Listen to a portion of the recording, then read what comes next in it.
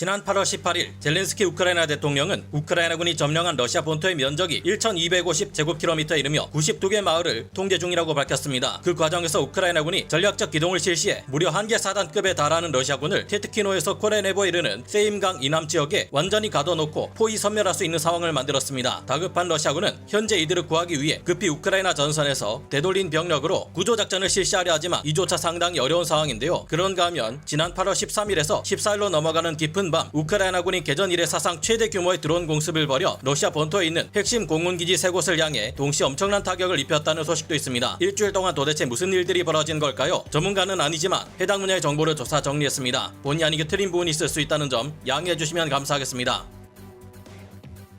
러시아 측 군사 블로거들이 전한 바에 따르면 지난 8월 13일 밤에서부터 14일 이른 새벽 우크라이나 전선에서 약 650km 거리에 있는 니즈니 노브고로드 지역의 사바슬레이카 공군기지, 180km 거리에 있는 말셰보 공군기지, 340km 거리에 있는 보리소클립스크 공군기지를 향해 우크라이나군의 사상 최대 규모 드론 공습이 실시되었다고 합니다. 니즈니 노브고로드의 사바슬레이카 공군기지는 평소 미그 31 전투기가 배치되는 매우 중요한 공군기지인데 이날 최소 10대의 우크라이나군 드론이 비행장에 날아들었고 그중 최소 한 대의 드론이 지상시설을 공격해 파괴하는 모습이 영상으로 촬영되어 공개되었습니다. 당시 폭발과 화재가 일어난 정황은 나사의 화재 감시 위성인 FIRMS-2를 통해서도 확인되며 이 공격으로 탄약고가 초토화되었다고 하는데요. 보로네시주의 말셰보 공군기지는 평소 러시아 항공우주군의 소위-34 전폭기와 소위-24 공격기를 보유한 제47 혼성 근위항공 연대가 주둔하는 곳입니다. 공습이 발생했던 날 밤 이곳에서는 대공포탄이 하늘을 향해 뿜어지는 소리로 시끄러웠고 역시 우크라이나군 드론의 공격으로 인한 폭발과 화재가 발생했습니다. 가장 심각한 피해를 입은 곳은 보리소클랩스크 공군기지였습니다. 이곳에서는 평소 우크라이나 영토를 향해 활공 유도 폭탄을 투발해왔던 소위-34 전폭기가 운영되어 온 것인데요. 이날 우크라이나군의 드론 공격으로 보리소클립스크 공군기지에 주기되어 있던 소위-34 전폭기 한 대가 완파되어 버렸고 마침 옆에 주기되어 있던 다른 한 대의 소위-34 역시 파손되었다고 합니다. 뿐만 아니라 항공기 수리를 위한 경납고 2개 동이 파괴되어 버려 당분간 이곳에서 항공기를 운용하는 일은 어려워진 상황인데요. 공격이 있었던 날 밤 우크라이나군은 러시아군의 대공포보다 훨씬 많은 수의 드론을 쏟아부었고 대공방어 수단이 부족했던 러시아군은 이 같은 공격을 막지 못한 것으로 알려졌습니다. 우크라이나군은 현재 점점 더 많은 수의 장거리 공격용 드론을 생산해 공격에 투입하고 있고 한때 러시아군이 우크라이나를 공격할 때 자주 사용했던 더블탭 공격 전술을 사용하는 모습도 최근에는 보여주고 있습니다. 먼저 한 곳을 드론으로 공격한 다음 해당 현장을 수습하기 위한 병력이 모이면 똑같은 곳을 향해 다시 한번 드론 공격을 가하는 전술인데 우크라이나군의 도끼가 점점 더 오르고 있는 것 같습니다. 현지 시각 8월 14일 러시아 본토 쿠르스크 지역으로 진격을 계속했던 우크라이나군이 그동안 확보한 최소 74개의 도시 및 정착촌 점령지들을 자국 영토에 편입시키는 작업을 시작했다고 합니다. 러시아군은 쿠르스크 지역에서 반격이 불가능하다는 판단을 내린 후 전선을 물리고 방어전에 더욱 집중하기 시작했습니다. 한편 우크라이나군은 앞서 진격했던 공세부대 임무가 중단되지 않도록 추가 예비대 병력을 계속해서 보냈습니다. 8월 13일까지 우크라이나군의 공세 최전선에는 제82 공중강습여단과 제80 공중강습여단 그리고 제22 기계화 여단이 투입되어 작전을 수행 중이었는데요. 이 세 개 여단을 지원하기 위한 후속 부대로 제33 기계화 여단과 제88 독립 기계화 여단, 제95 공중강습 여단이 추가 투입되었습니다. 이 외에도 수미주와 크루스크주를 오가며 작전을 진행 중인 부대들이 있는데 제53 기계화 여단과 제32 기계화 여단, 제103 영토방위 여단으로 확인되었습니다. 이 같은 병력들을 모두 합쳐 계산해 볼 경우 쿠르스크 전선에는 최소 36,000명 이상의 군단급 우크라이나군 병력이 투입되어 당초 예상보다 훨씬 큰 규모의 병력이 쿠르스크 공격에 참여했다는 것이 밝혀졌는데요. 그동안 러시아 본토 각지에서 급히 몰려든 러시아군 병력들에 더해 칼리닌그라드에서 재편을 진행 중이던 제810 해군 육전 여단 그리고 돈바스 지역에 파견된 PMC 용병들이 우크라이나군을 막으려 했지만 역부족이었고 대부분 이들은 격퇴되었습니다.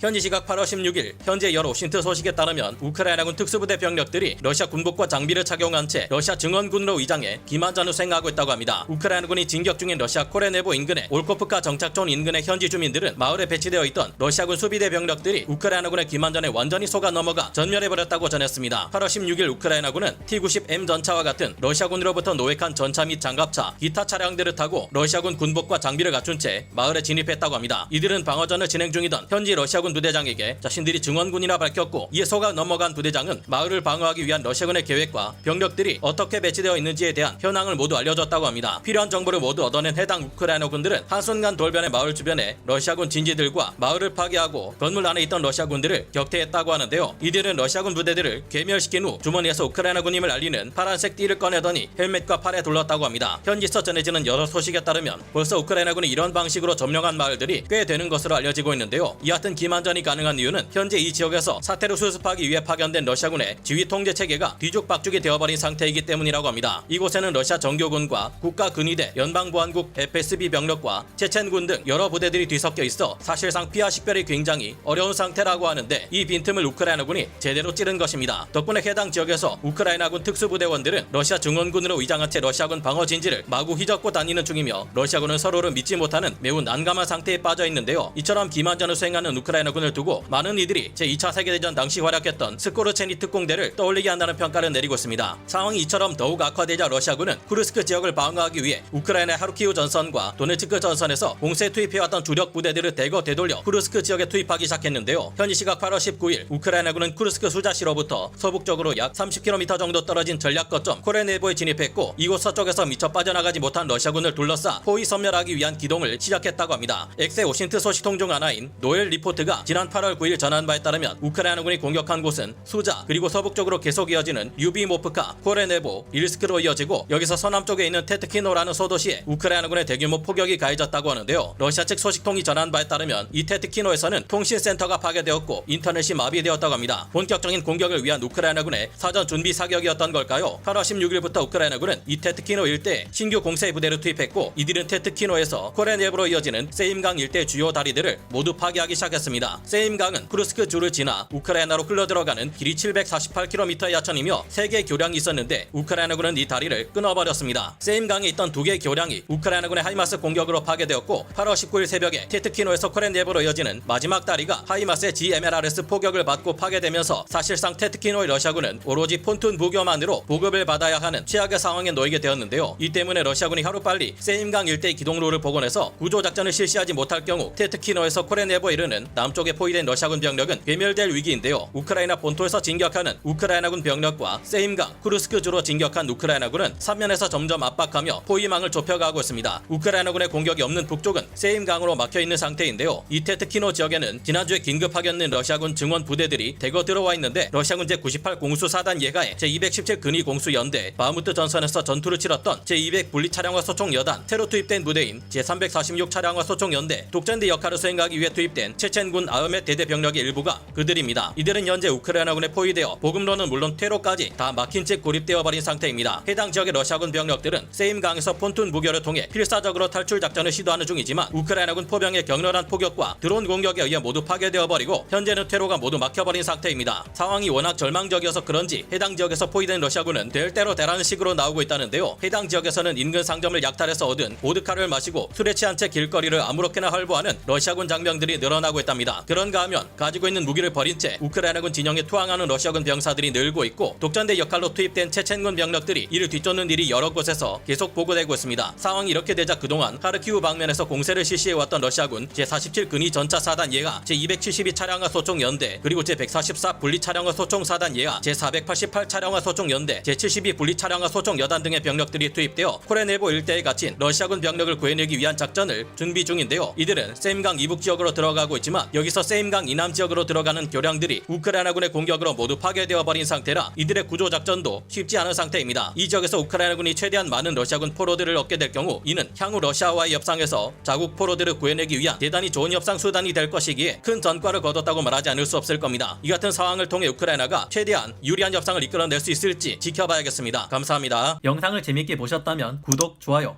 알림 설정 부탁드리겠습니다.